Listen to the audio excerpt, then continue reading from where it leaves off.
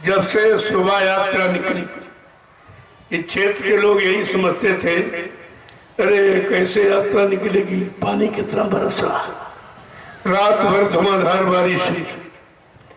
हमने कहा चिंता मत करो, जो काम करने आया है वो भूमि का व्यवस्था भी बना के लाया, ऐसे नहीं आ गया।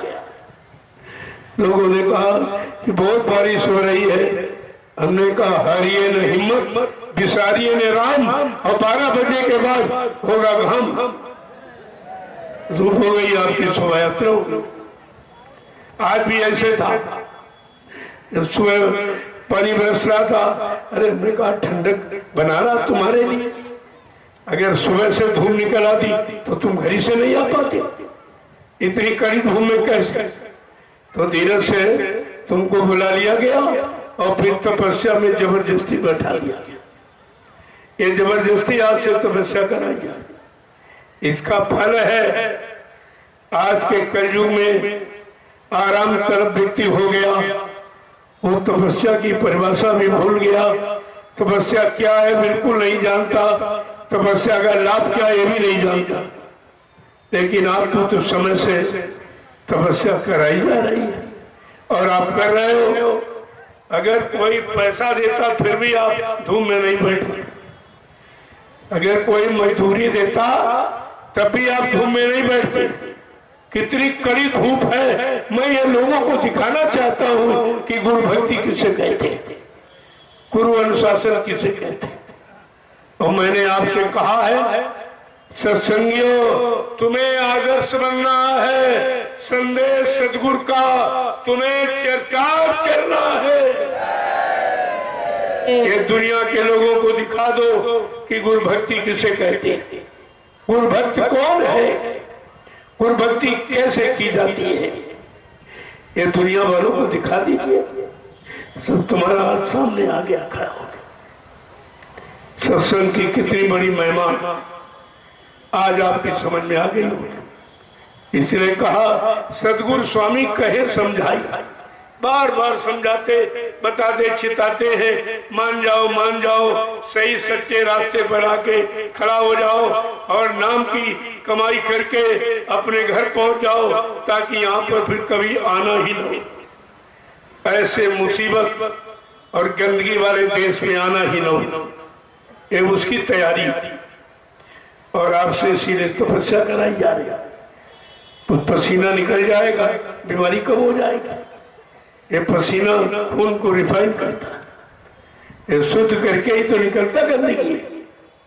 तो इसमें तो आपका लाभ है, शारीरिक लाभ है, और आदेश मानने पर आत्मिक लाभ भी आपको मिल जाएगा। दोनों लाभ तुम्हारे हाथ में। तो ये तो आपको सोचना चाहिए। इसीलिए कहा था समझा करके कि सत्संग फल जो कोई पावे, मैं लाई सब कट कर जाए।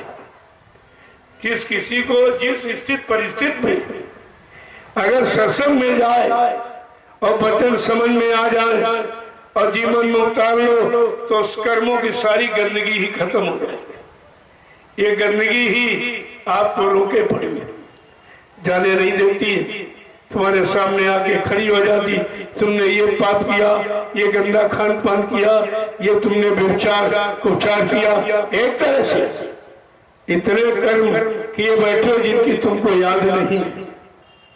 कितना बड़ा कर्मों का पहाड़ के समान वो सामने तुम्हारे खड़ा है। इस पहाड़ को कौन हटाएगा, इन कर्मों से रिहाई छुट्टी कौन दिलाएगा, और तुम्हारी जीवात्मा को जगा के घर कौन पहुंचाएगा, और कर्मों की माफी कौन कराएगा। यहाँ तुम किसी व्यक्ति को 1 करोड़ रुपए दो और कहो हमारा एक पाप काट दीजिए, एक काम उसके। जो काम रुपए पैसे धन दौलत सामान से नहीं होता है, महापुरुष केवल आदेश का पालन करा के तुम्हारे पर दया की दृष्टि डालकर तुम्हारे अनंत जन्मों के पापों को क्षय करा देते। कितना सरल हो गया आप, थोड़ी सी धूम में ही तो बैठे हो, लेकिन कितना बड़ा काम हो रहा, कितने कर्म कर रहे हैं, ये तो आपको दिखाई नहीं देता।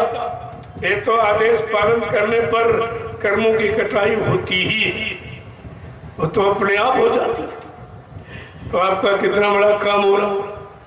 दुनिया के लोग कहेंगे ये कैसे दीवाने हैं, इतनी कड़ी धूप में बैठे हैं, ये हिलने वाले नहीं हैं। अगर बारिश हो जाए तो ये जाने वाले नहीं हैं, और जाड़ा हो जाए तो उससे भी हटने वाले नहीं।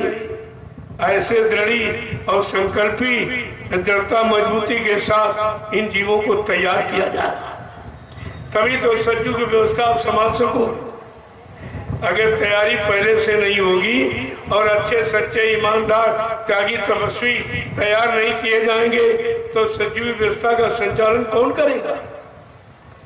आपसे कहा गया था कि केंद्र में 25 महात्मा होंगे, इसी तरह से प्रांत, जिले, तहसील, ब्लॉक, ग्राम पंचायतों में और जगह जगह जो आश्रम आपको बनाने का आदेश किया गया था, बने पड़े जगह खरती पड़ी है, वो एक दिन सब यानी कार्यालय, वही कार्यालय होंगे। इनमें महात्मा बैठकर देश समाज का संचालन करेगा, तब सबको सच्ची सुख शांति मिलेगी, सबको न्याय सुरक्षा रोजी रोटी मिलेगी और सबको सुकून शांति मिलेगी। सब परिवार में रहकर 8 घंटे खेती, दुकान, दफ्तर, बिजली, व्यापार, मजदूरी का काम करेंगे और शाम को 1 घंटा बैठ के परमात्मा का भजन करेंगे इसी मनुष्य रूपी मंदिर में। आपको कहीं जाने की भी जरूरत नहीं, सुबह शाम भजन करेंगे, दिन भर काम करेंगे, तो ये समाज परिवार भी नहीं बिगड़ेगा और आपका आत्मिक उद्धार कल्याण भी नहीं होगा, दोनों काम आपके हो जाए। उसी सज्जुगी व्यवस्था के संचालन के लिए ये तैयारी की गई। आपको धूप में और गर्मी में और जाड़े में, बरसात में खड़ा किया जाता है कि अगर ऐसी कोई आपत्तियां आ जाए फिर भी अपने सतमार्ग से डिगेंगे नहीं, हटेंगे। उसी की तो पूजा होगी, उसी का इतिहास बनेगा, उसी का लोग गुणगान करेंगे।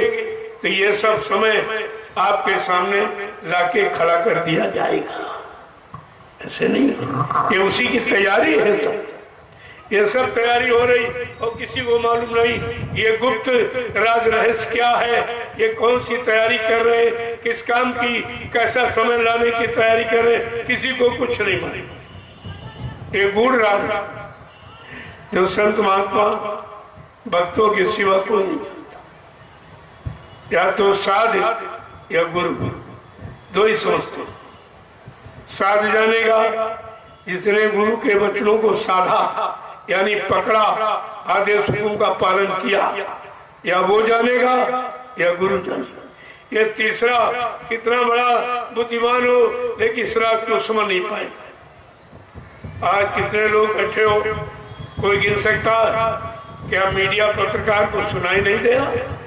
मैंने परमिशन लिया, एसडीएम ने कहीं डायरेक्ट परमिशन दिया।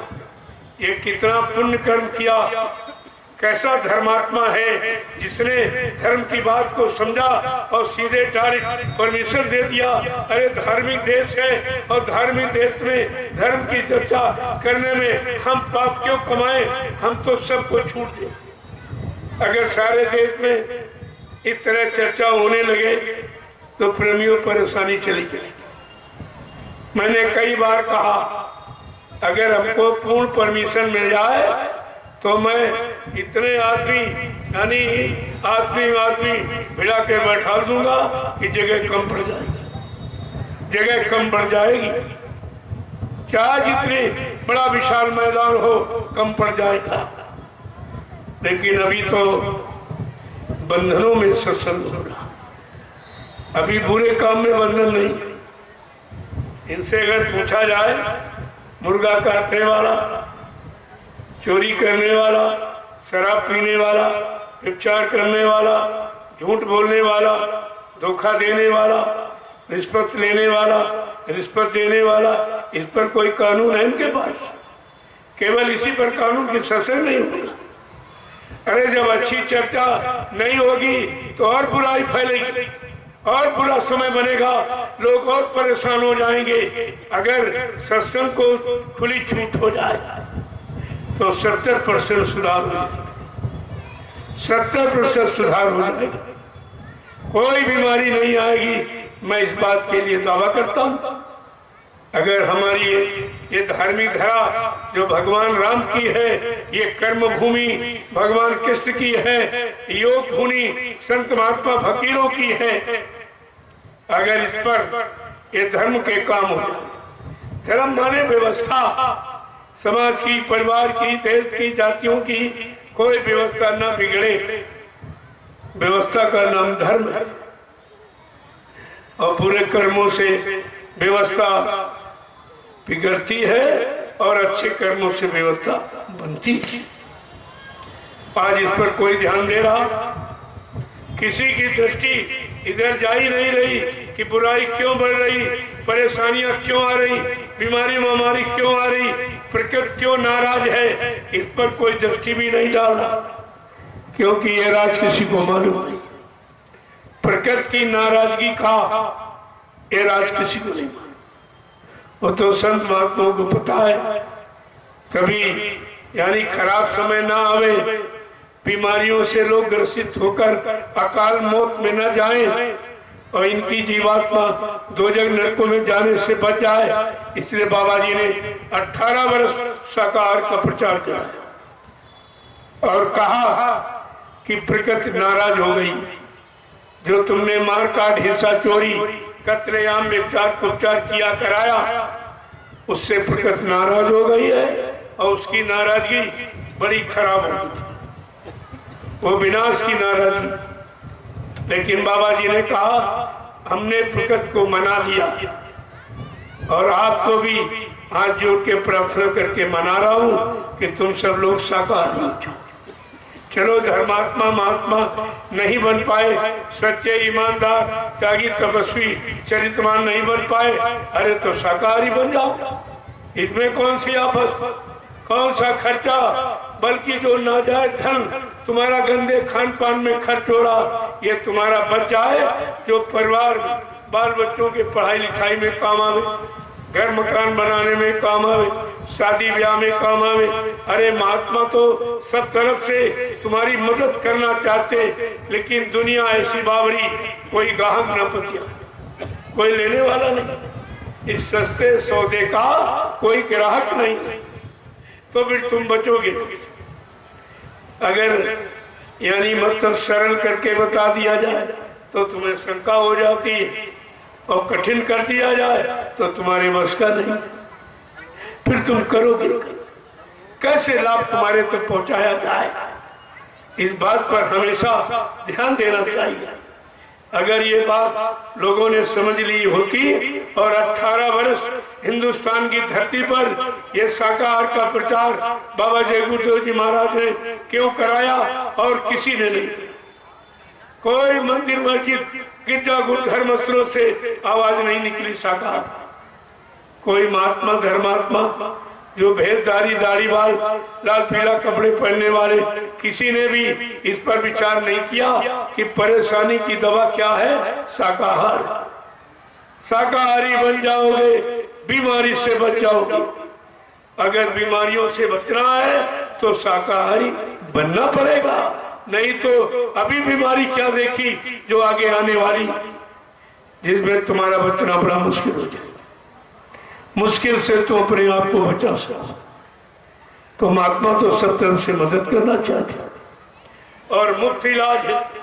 शाकाहारी बनना कोई 2 पैसे खर्चा नहीं, बल्कि हजारों रुपए तुम्हारे बच जाएंगे गंदे खान पान।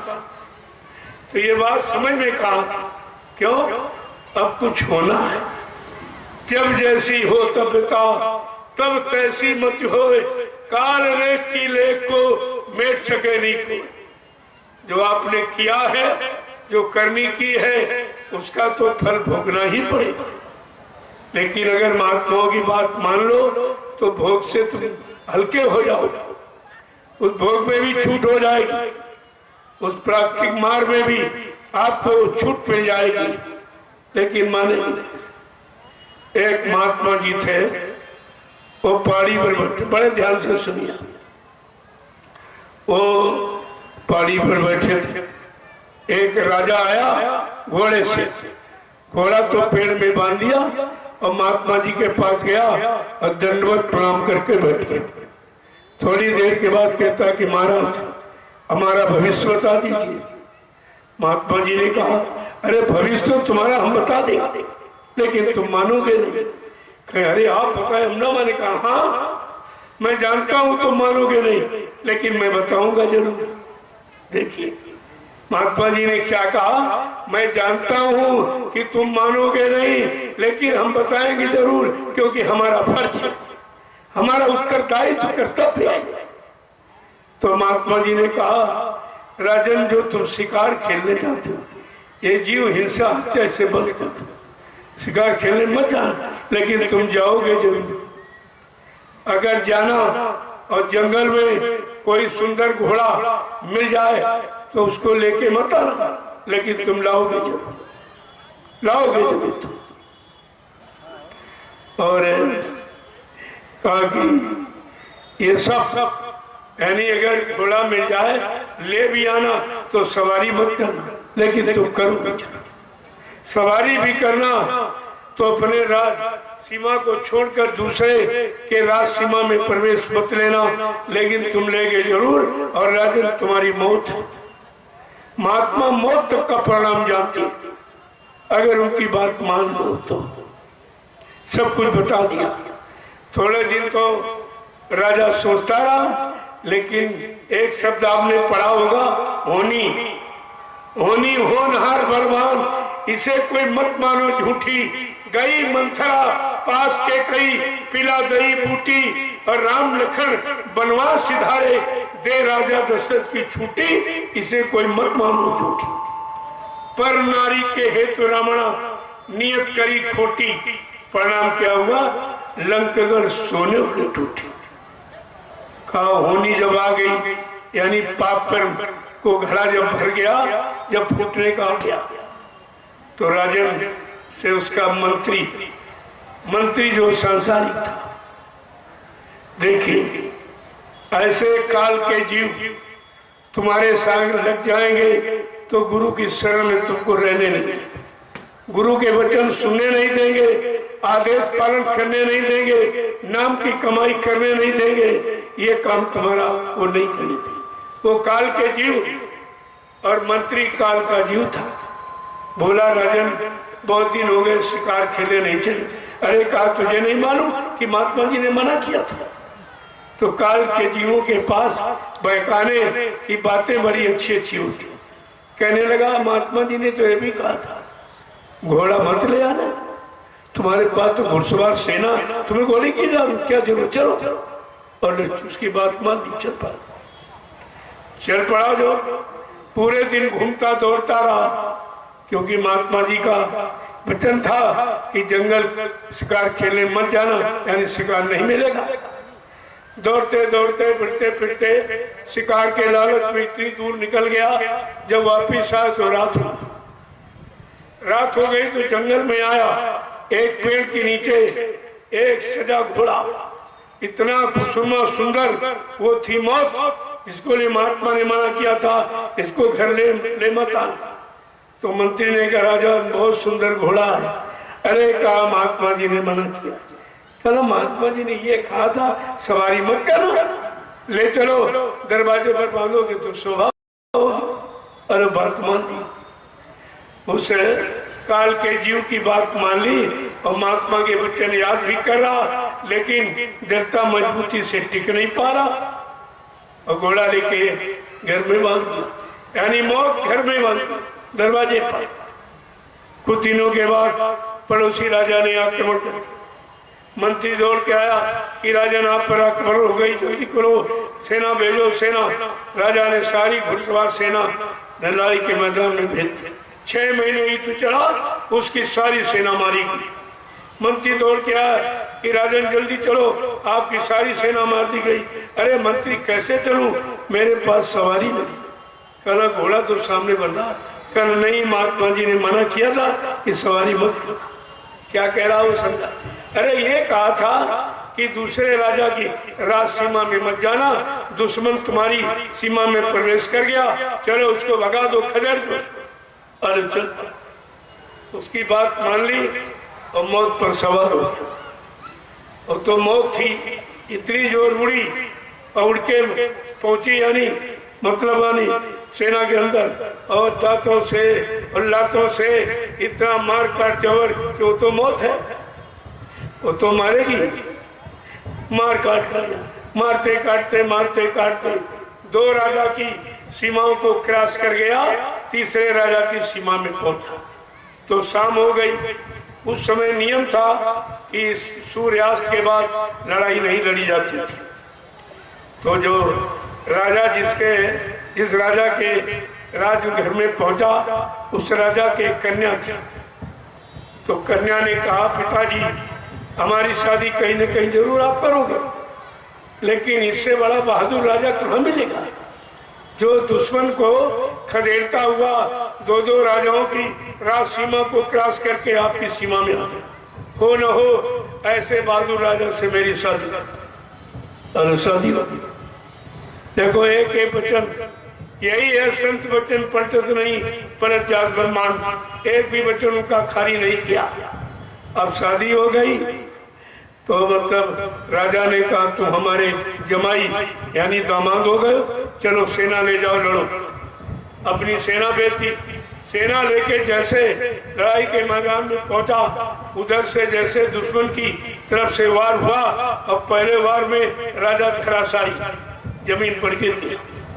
महात्मा जी सामने खड़े कह रहे, कहो राजन माने, मैंने सब बताया था, तुम मेरे बच्चों को याद भी करते रहे, लेकिन काल का जीव तुम्हारा मंत्री तुम्हें मानने नहीं दिया। और मैं अब मेरा एक वचन और रह गया कि राजन तुम्हारी मौत है। अब तुम कुछ देर के बाद मौत के गोद में जाने ही वाले हो। ऐसे प्रेमियों, संत महापुरुषों के वचन कितने लाभदायक होते हैं, कितनी स्थित परिस्थितियों से हमारा आपका बचाव करते हैं, हमारा सुधार करते हैं, लेकिन हम उनके वचनों को समझ नहीं पाते। सुनने में तो आसान लगता, लेकिन करने में बड़ा कठिन है। खास करके लोभी लालची ये वचन को नहीं सुनते। परमार्थी और भक्त इन वचनों को अपनी दौलत और यानी धन दौलत संभाल के जैसे रखी जाती वैसे वचनों को रखता है, इसीलिए वही वचनों का लाभ उठाता और बाकी बेचारे ऐसे रह जाते। देखो कितना समय खराब है।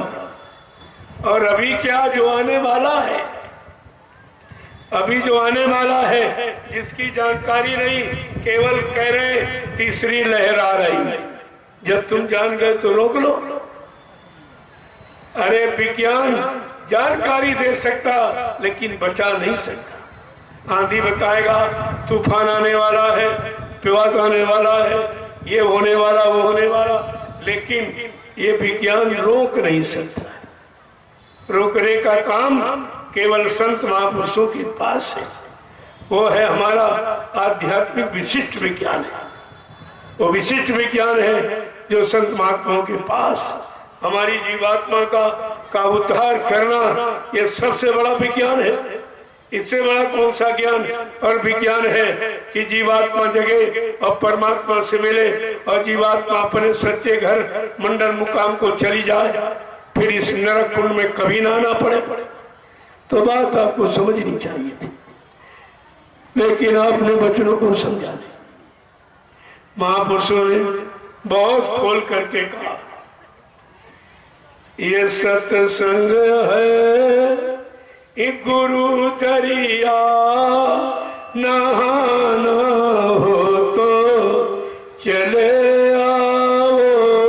ये सत्संग है गुरु दरिया, नहाना हो तो चले आओ। ये सत्संग है एक गुरु दरिया, नहाना हो तो चले आओ।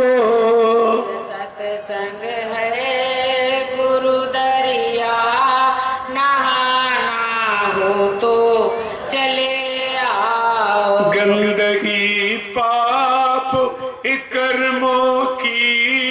धुलाना हो तो चले आओ। गंदगी पाप कर्मों की धुलाना हो तो चले आओ। गंदगी पाप कर्मों की धुलाना हो तो चले आओ। गंदगी पाप कर्मों की धुलाना हो तो चले आओ। ये सत्संग है ये गुरु गंगा नहाना हो तो चले आओ। सत्संग है गुरु गंगा नहाना हो तो चले आओ। गंदगी पाप कर्मों की धुलाना हो तो चले आओ। गंदगी पाप कर्मों की धुलाना हो तो चले आओ। ये कलयुग जा रहा देखो और सतयुग आ रहा समझो। ये कलयुग जा रहा देखो असतयुग आ रहा समझो। इन दोनों की विषम टक्कर से बचना हो तो चले आओ। इन दोनों की विषम टक्कर से बचना हो तो चले आओ। छोड़ दो मांस मदिरा को अगर अपना भला चाहो। छोड़ दो मांस मदिरा को भला अपना जो तुम चाहो। कि छोड़ दो मांस मदिरा को ये भला अपना जो तुम चाहो। छोड़ दो मांस मदिरा को भला अपना जो तुम चाहो। यही है युक्ति बचने की सब शाकाहारी बन जाओ। यही है युक्ति बचने की सब शाकाहारी बन जाओ। यही है युक्ति बचने की तुम शाकाहारी हो जाओ।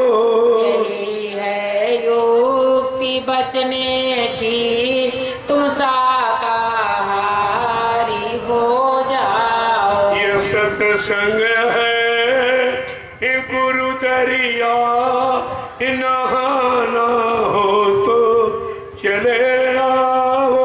ये सत्संग है गुरु दरिया नहाना हो तो चले आओ। गंदगी पाप कर्मों की धुलाना हो तो चले आओ। गंदगी पाप कर्मों की धुलाना हो तो चले आओ। प्रेमियों, जब शरीर में गंदगी लग जाती, ये शरीर को ढकने के लिए जो कपड़ा पहने हो, जिस पर गंदगी लग जाती है तो ये बाहर का पानी, नदी का, कुएं का ये साफ करती है। लेकिन कर्मों की गंदगी तो अंदर में जमा है, जहाँ तुम्हारा पानी और साबुन केमिकल कुछ नहीं पहुंचेगा, वहाँ की गंदगी कैसे हटाओगी?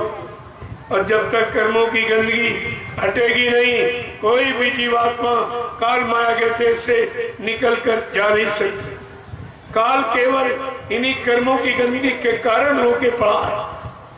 और संत महापुरुष कहते हैं कि अगर सत्संग की गंगा नहा लो तो जीवन कितने जिंदगी जीवन धारण किए हो, वो जितने जो भी पूरे कर्म हुए उन सबका निवारण हो जाएगा। कितना बड़ा काम गोस्वामी महाराज ने क्या लिखा कि सत्संग जल जो कोई पावे मैं लाई इस सब कटी कटी जावे।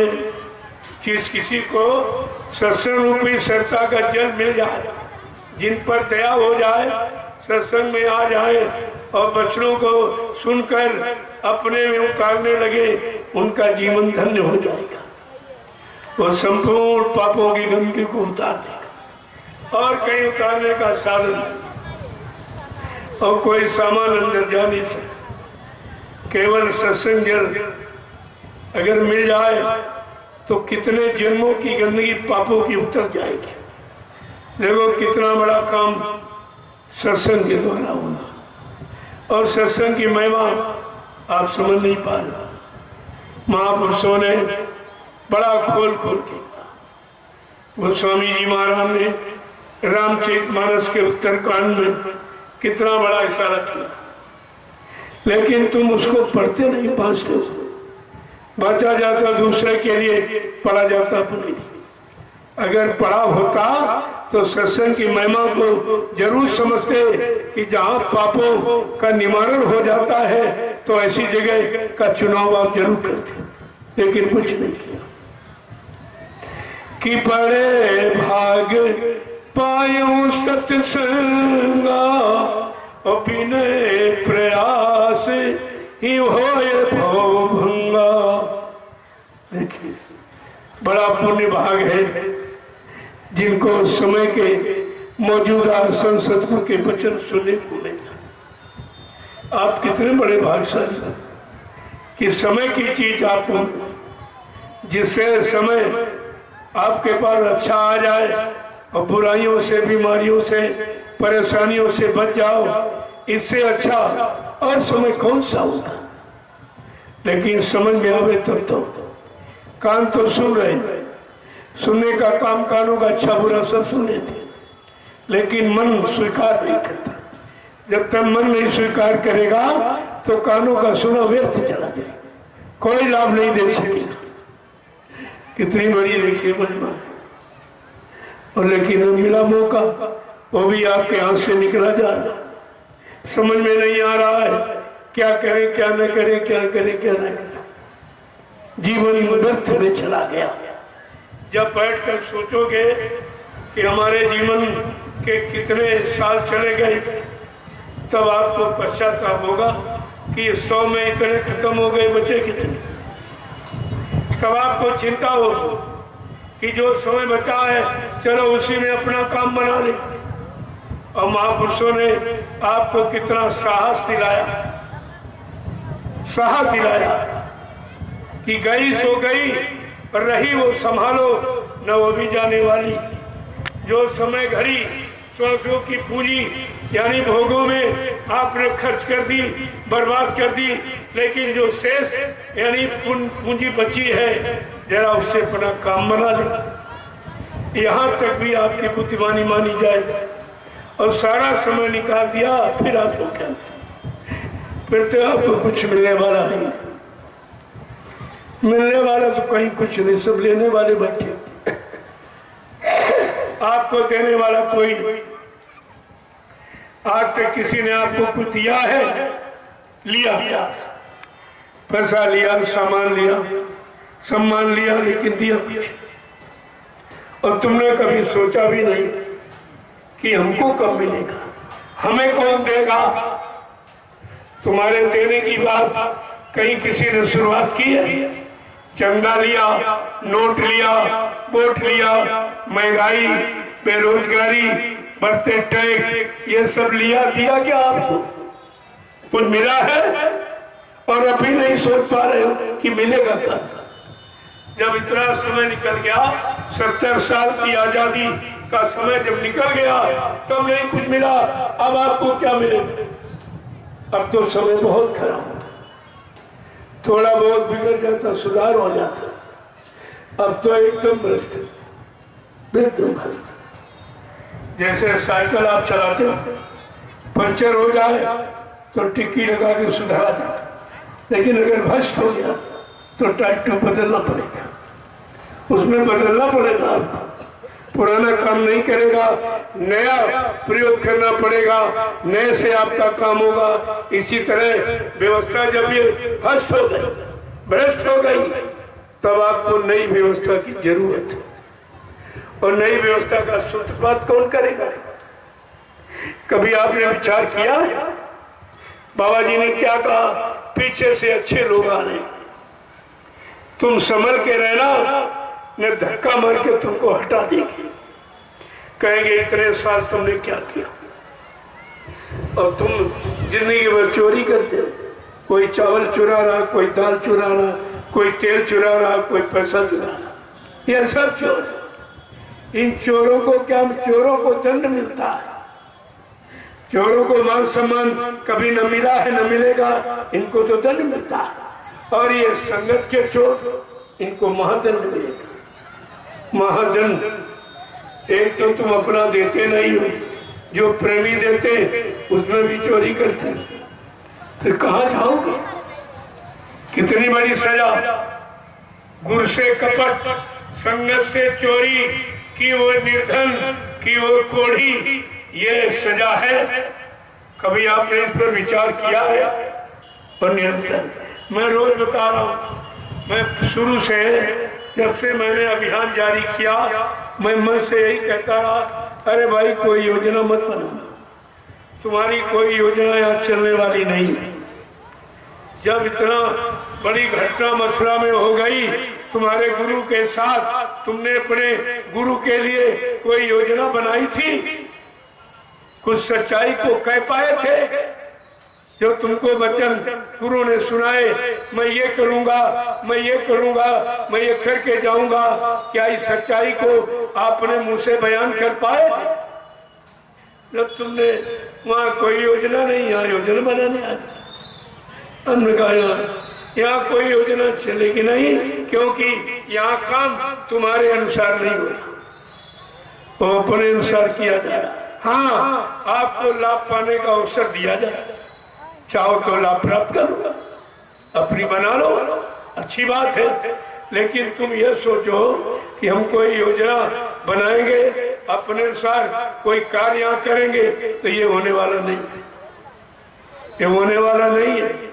अगर ये इच्छा चुपचाप घर में बैठता इधर मत आना, ये बहुत खरा खोटा मार्ग है, इस पर जल्दी लोग टिक नहीं पाएंगे। जो टिक जाएगा वो अपना काम कर लेगा, उसका काम तो हुआ हुआ। और टिकना क्या है? तुम्हें कुछ नहीं करना, केवल उसी दृढ़ता मजबूती से खड़े रहे। जो बता दिया गया है उस रास्ते पर खड़े रहना। जब खड़े रहोगे, कभी न कभी मालिक की दया हो जाएगी, चलो मेरा आदेश पालन कर रहा है, चलो खड़े रहना ही, लेकिन आदेश तो पालन कर ही रहा। जब खड़े रहने का इतना बड़ा लाभ, जो मजदूरी करके लाभ नहीं कोई देता, और तुम खड़े भी नहीं रहे, और सब 45 करोड़ चेला हिंदुस्तान, बाबा जी ने कितने को खड़ा किया और कहा कि पड़े रहो दरबार में धक्का धनी के खाओ, कहूं दीन दयाल के भड़क पड़ेगी। तुम दरबार में पड़े रहना, खड़े रहना, कभी न कभी मालिक की दया हो जाए। लेकिन एक भी नहीं टिका दरबार, कोई इधर बकिया, कोई उधर बकिया, कोई उधर। तो गुरु वचन जब माना नहीं, गुरु आदेश पालन किया नहीं, तो आपको लाभ कैसे? सबके सब भगोड़े ही निकले। कोई टिकने वाला, कोई गुरु का सच्चा आशिक और गुरु का भक्त, गुरु की व्यवस्था पर दृढ़ता मजबूती से रहने वाला कोई साधक मिला ही नहीं। सब बेचारे छोड़ के चले गए। कहने का मतलब ये है, प्रिय लाभ किसको दिया जाए? ये सेहरा किसके सिर पे बांध दिया जाए? सज्जू आने का लाने का ताज ये किसके सिर पर बांधा जाए? जब कोई यानी मतलब पास ही नहीं हुआ, सब फेल, सब कलयुग में जाने वाले, कलयुगी व्यवस्था को पकड़ने वाले और कलयुगी व्यवस्था में रहने वाले ही सब है, तो बताओ ये सचिव का ताज किसके सिर पे बांध दिया? समस्या ये सामने आती है। अभी कोई सच्चा ईमानदार नहीं मिला, अगर मिल गया होता तो अब तक तुम्हारा काम शुरू हो गया होता। तुम तो रास्ते पर नहीं टिके, भाग गए, तो काम कैसे होगा? ये विचार करना चाहिए था, लेकिन बात किसी के समझ में आई नहीं। जबकि बाबा जी ने भली भांत ये सब आपको समझाया कि भगवान राम को परिवर्तन करने में यानी 14 वर्ष लगे और कृष्ण को 18 दिन लगे। लेकिन बच्चा, हमको कलयुग के परिवर्तन में 18 मिनट भी नहीं लगेंगे। कितनी बड़ी शक्ति ताकत लेके आया। कलयुग सबसे ज्यादा खराब, लेकिन सम्राट मालिक क्या कह रहे हैं कि कलयुग की व्यवस्था बदलने में हमको 18 मिनट भी नहीं लगे। मेरे पास ऐसी भूमिका व्यवस्था है, ये सब तुम्हारा काम करके दिखा दूंगा, लेकिन तुम समय से बने तो रहो। यहाँ कोई रहने नहीं चाहता, कोई थोड़ा बहुत पाए और झटका मारा चले गए। अरे भाई, संगत में क्या करना? धन कमाना है तो संसार पड़ा हुआ कहीं कमाओ जा। क्या संगत तुमको लूटने कमाने के लिए मिली, जिसका परिणाम कितना खराब है तुम्हें मालूम नहीं है? सत्संगी के कमाई के 9 अंगुल दांत और भजन करे तो उबरे और नहीं तो फरे हाथ।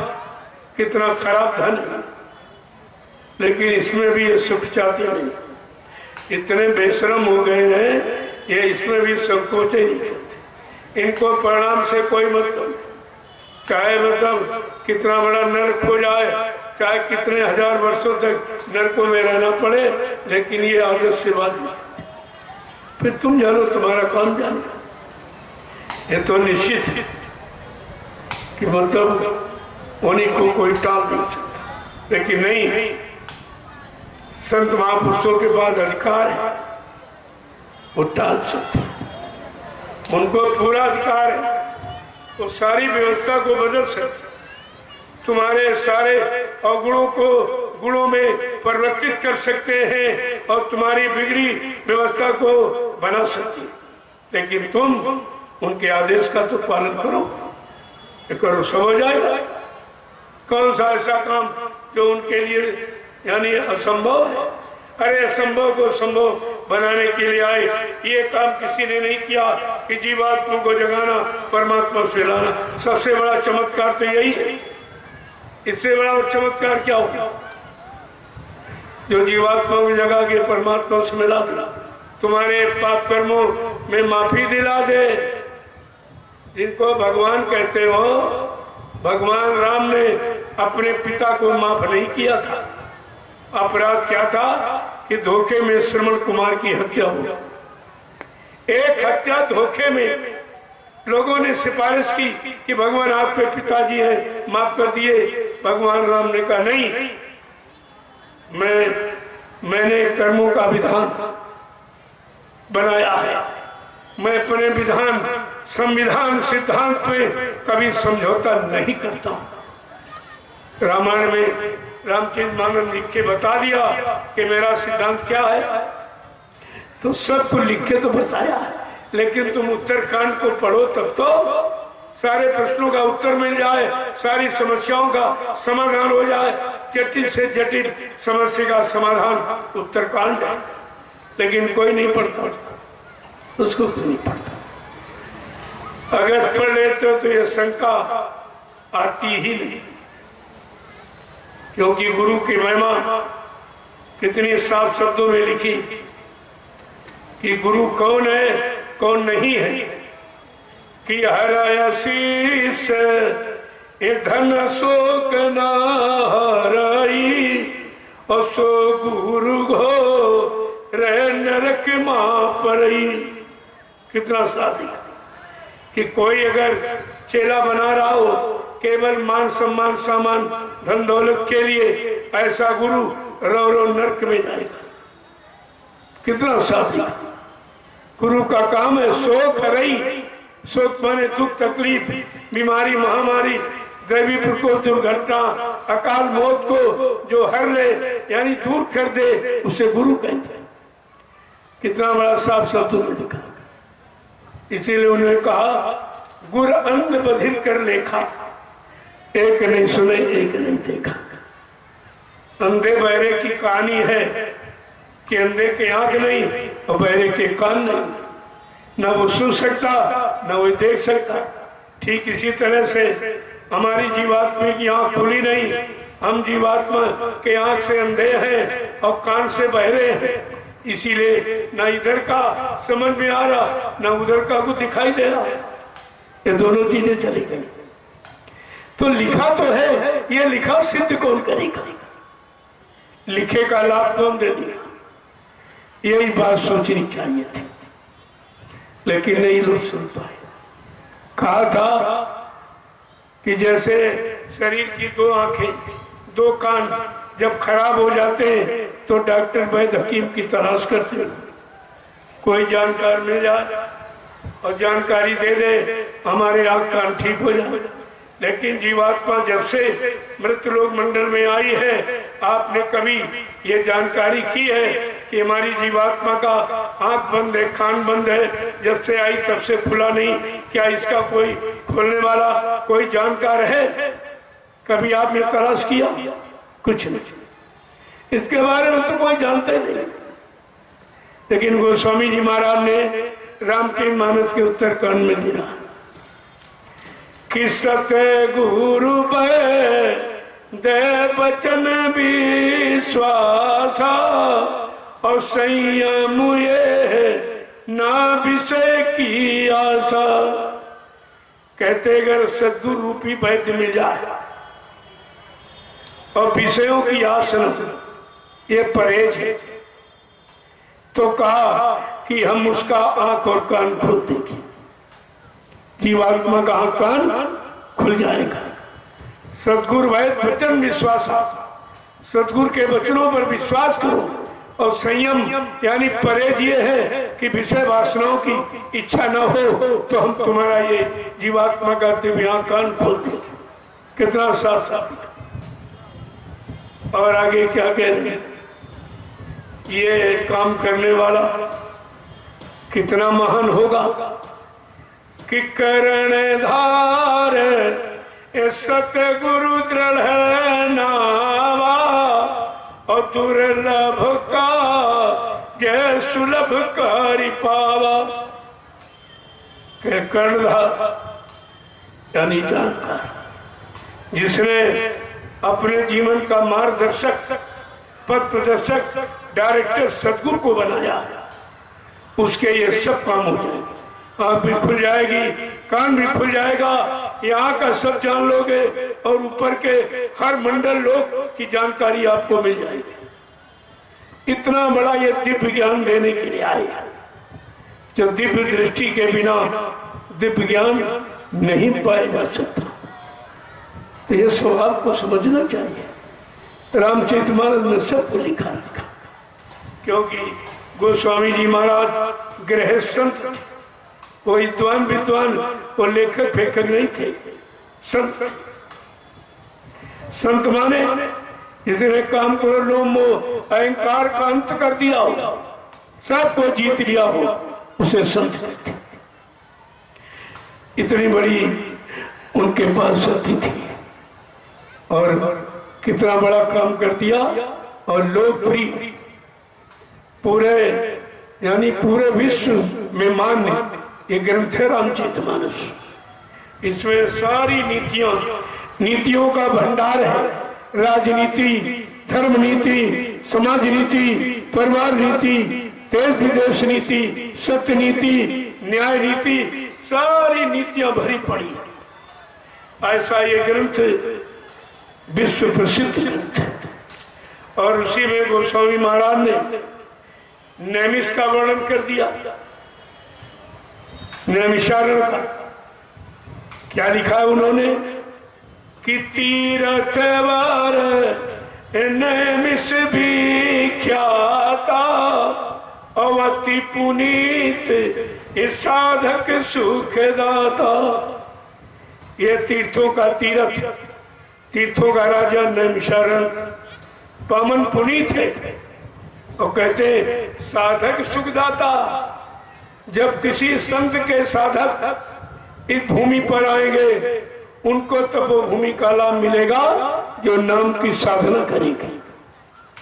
देखो पंडा पुजारियों के नहीं लिखा, बड़े साफ शब्दों में लिखा है, साधक सुख दाता, साधकों को सुख देने वाली ये तीर्थों 88,000 ऋषियों की तपोभूमि।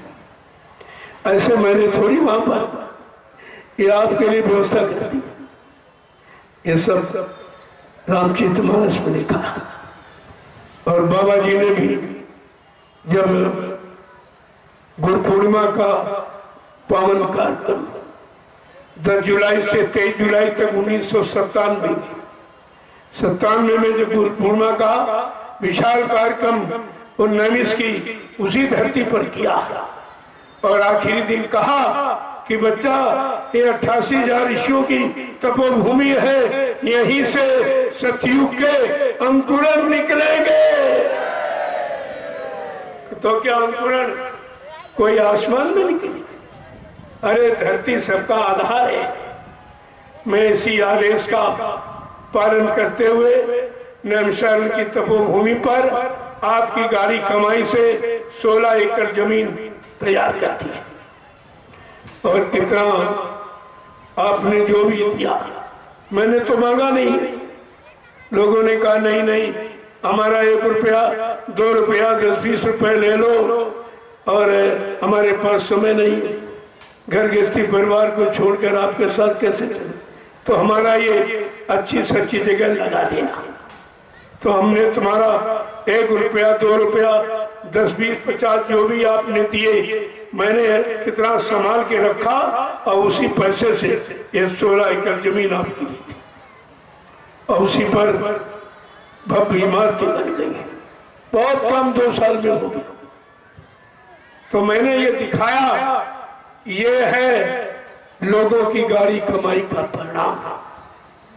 लेकिन जो मथुरा में 60 वर्ष बाबा जी के हाथ में जो सेवा पकड़ाई गई वो कहाँ चली गई?